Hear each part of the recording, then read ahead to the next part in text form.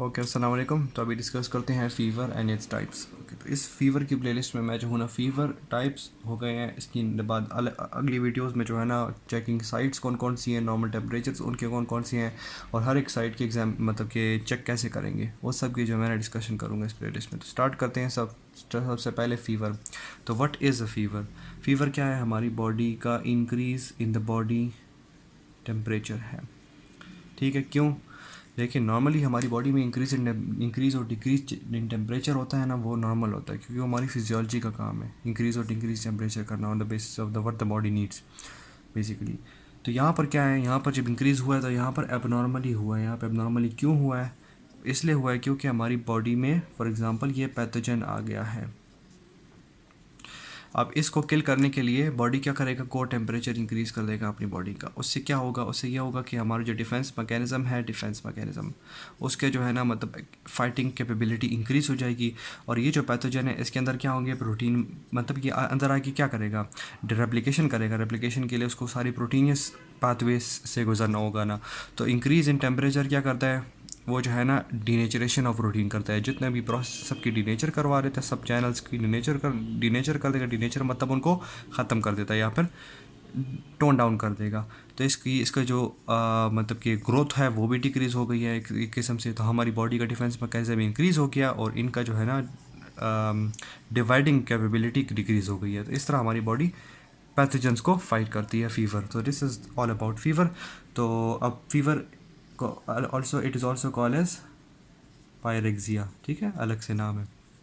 Okay, तो इसका जो है ना, अब फीवर में आपको देखो चिल्स होती हैं बेसिकली, जो है ना, इसके सिम्टम क्या है? चिल्स है। क्या? चिल्स। अब आप कहेंगे यार बॉडी टेम्परेचर इंक्रीज़ हो रहा है तो चिल्स क्यों हो रही है? असल में देखें, हमारी ब्रेन में जो है ना, एक और सेट टेम्परेचर होता है। जैसे ये हो गया 97 फ़ारेनहाइट टू 99 फ़ारेनहाइट, ये हमारी बॉडी का नॉर्मल टेम्परेचर है। और बीच में एवरेज क्या 98.7 फ़ारेनहाइट ये एवरेज है।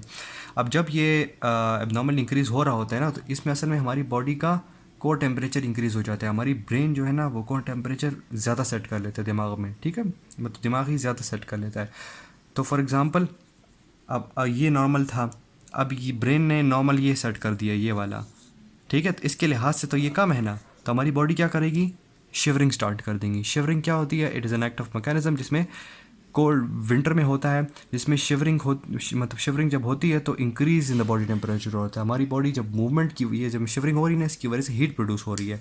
हीट प्रोडक्शन की वजह से टेम्परेचर इंक्रीज़ होगा, तो इसलिए जो है ना, चिल्स हो रही होती है। ठीक है, और कोई रीज़न नहीं है। ओके, तो ये तो हो गए। अब टाइप्स ऑफ फीवर डिस्कस करते हैं on the basis of temperature. ये मैंने डिवीजन कर दिया है ताकि आपको कन्फ्यूजन ना हो। ठीक है, so on the basis of temperature कौन कौन से के कितना राइज हो रहा है? इसमें 3 टाइप्स हो गई: low grade fever, moderate and high grade fever. तो लो ग्रेड फीवर क्या होगा? जब हमारी बॉडी का temperature rise up to 100.4 Fahrenheit. Moderate कब होगा? जब 102 से 104 फ़ारेनहाइट तक हो जाए। हाई ग्रेड फीवर क्या है? जब इट राइज 104 फ़ारेनहाइट और अबव। ठीक हो गया। अब on the basis of the pattern of the fever, तो पैटर्न ऐसे कि देखें, सबसे पहले ये इंटरमिनेट फीवर। इसमें क्या होता है? हमारी बॉडी, मतलब ये फॉर एग्जांपल ये हमारा ड्यूरेशन ऑफ डे है। ठीक है, इसमें क्या होगा? ये फॉर एग्जांपल ये ड्यूरेशन ऑफ डे भी है और ये जो है ना, नॉर्मल बॉडी टेम्परेचर है। इसमें क्या होगा? हाफ डे में जो है ना, स्पाइक अप हो जाएगा, हाफ डे में वापस डिक्रीज डाउन हो जाएगा टुवर्ड्स द नॉर्मल। ठीक है, here there is an interval where the body temperature is elevated for several hours। ये इंक्रीज एलिवेटेड हो गया, लेकिन उसके बाद followed by an interval when the temperature drops back to normal। Clear?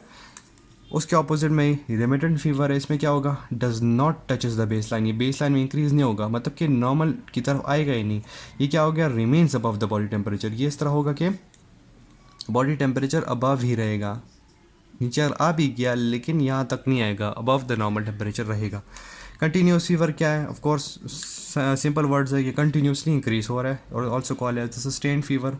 ठीक है, हो गया। रिलैप्सिंग फीवर क्या होता है? रिलैप्सिंग फीवर के इंटरमिनेट फीवर है, लेकिन वो स्पाइक अप अगेन हो रहा है। अगेन की बात आ गई after a couple of days या वीक्स। ठीक है, हो गया, मतलब दोबारा जो है ना, वो बंदे में फीवर आ गया। It's also call as recurrent fever.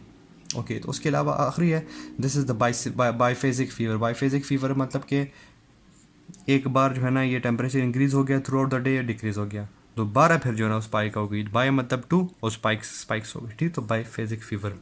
Okay, तो ऑन द और लास्ट मैंने डिवीजन बना दिया on the basis of the duration मतलब कि डेज पे। तो अक्यूट, सब अक्यूट है, क्रोनिक, ठीक हो गया। लेस देन 7 डेज है तो अक्यूट है, अप टू 14 डेज है तो सब अक्यूट, और ग्रेटर देन 14 है so it is a chorionic type of fever, ठीक हो गया।